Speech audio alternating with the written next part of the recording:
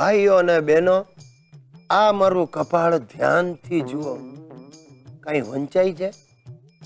તમને નહીં વંચાય, પણ હું અહીંયા લખાવીને આવ્યો છું. બેવકૂફ. તમે એકવાર છેતરાવ ને એ તમારી ભૂલ, પણ રોજે રોજ છેતરાવ ને તો એ તમારી બેવકૂફી ને સામેવાળાની હોશિયારી કહેવાય.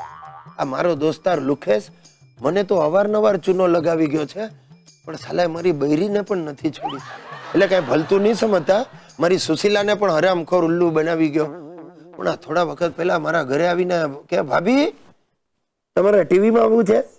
સુશી તો તરત રાજી થઈ ગઈ. હા રૂપેશભાઈ આવું છે. તો કે જુઓ, એક રિયાલિટી શો છે, રસોઈ શો છે, એમાં હું તમને ચાન્સ અપાવી શકું એમ છું, પણ તમારે એને માટે છે ને રોજ નવી વાનગીઓ શીખવી પડશે. એટલે સુશી કે ઓકે શ્યોર. અને એણે મારી બેટીએ કુકિંગના ક્લાસ જોઈન કર્યા. હવે હું ઓફિસ જાઉં એટલે લુકેશ હરામખોર મારા ઘરે આવે. હવે સુશીલા જે વાનગી શીખી લાવી હોય મહેનત કરીને બનાવે ને લુકેશને જમાડે. 1 મહિના સુધી આવું ચાલ્યું સાહેબ. છેવટે સુશીલા કંટાળી ને એક દિવસ એને કહ્યું, રૂપેશભાઈ આવું ક્યાં સુધી ચાલશે? આ રોજ રોજ કેટલું જમાડું તમને? આ મને ક્યારે ચાન્સ આપવાનો છો? ને તો પછી ચૂલામાં ગયો તમારો રસોઈ શો. એટલે લુકેશે શું કારણ આપ્યું? એ ભાભી મેં તો તમારું ગોઠવી જ દીધું હતું, પણ આ ગિરીશે ચેનલમાં ફોન કરીને કહી દીધું કે આ બધી વાનગીઓ તો મારી મિસિસ ક્લાસમાંથી શીખીને આવી છે. હવે વિચારી લો સાહેબ, એ દિવસે સાંજે મેં ઘરમાં પગ મૂક્યો અને કેવા દ્રશ્યો રચાયા. મિત્રો, આ વેકેશનમાં અમે આખું ફેમિલી બેંકોક પટાયા જઈ આવ્યા. બહુ ચર્ચા થઈ ક્યાં જવું. પહેલા ગોવાનું નક્કી કર્યું, પણ ગોવા કરતા પટાયાની ટિકિટ સસ્તી હતી એટલે પછી ત્યાં ફરી આવ્યા. બહુ મજા આવી. અરે દાદા પણ સાથે, બાપુજી પણ સાથે, હિતી અને સુશલી તો હોય જ. અરે દાદાને તો પટાયા એવું ગમી ગયું. આમ ધોતી ઊંચું કરીને વારે દરિયામાં દોડે. મને કે ગિરિયા આપણે અહીંયા સેટલ થઈ જવું. અરે મેં કહું એમ કાંઈ આપણી મરજીથી સેટલ ન થવાય. ને મારા બાપુજી તો જેટલા મસાજ પાર્લરના પાટિયા હતા ને બસ એમની નજર ત્યાં જ ફરતી હોય. હવે એમણે આ પાછા આવીને ઉધામો લીધો. મને કહે છે કે આપણે અહીંયા મસાજ પાર્લર ચાલુ કરવું છે. તમે નહીં માનો, છેલ્લા અઠવાડિયાથી રોજ 3 દરવાજા જાય છે.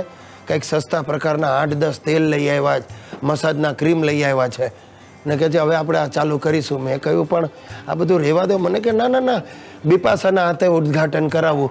મેં કહ્યું બિપાશા આવશે? મને કે જરૂર આવશે. બગોદરાની ડુપ્લિકેટ બિપાશાને બોલાવી છે.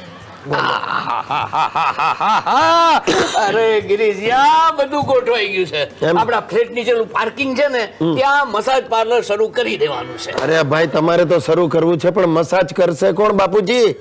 શું દીધે રાખો છો? કોઈ સ્પેશિયાલિસ્ટ છે? ઓલો ધીર્યો છે ને ધંધુકા વાળો. હા, એ શું કરશે ખબર છે?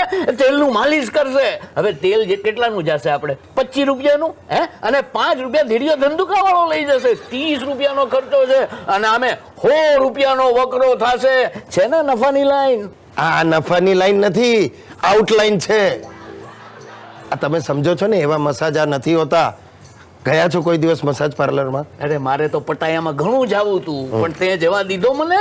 અરે એકવાર જો મને જવા દીધો હોત ને ગિરિયા, તો ઈ જે બધા મસાજની નવી સ્ટાઈલો હું શીખી લેત. અરે મસાજની જાણીતી કોઈ બેનને હું અહીંયા લઈ આવત, પછી તો કમાણી પૈસા. અરે પણ બાપુજી, આવા પૈસા કમાઈને તમારે કરવું છે શું? પૈસા કમાઈને કરવું છે શું? અરે મારે ધર્માદો કરવો છે, સમાજ સેવા કરવી છે. બોલ. તે સમાજ સેવા કરવા માટે મસાજ સેવા ચાલુ કરવાની? રેવા દો, આવી સેવા કરવામાં સમાજ આપણો હુરિયો બોલાવશે. અરે ઓલા ધનીબેન ધારાસભ્ય છે ને, એ આપણી હારે પાર્ટનર છે.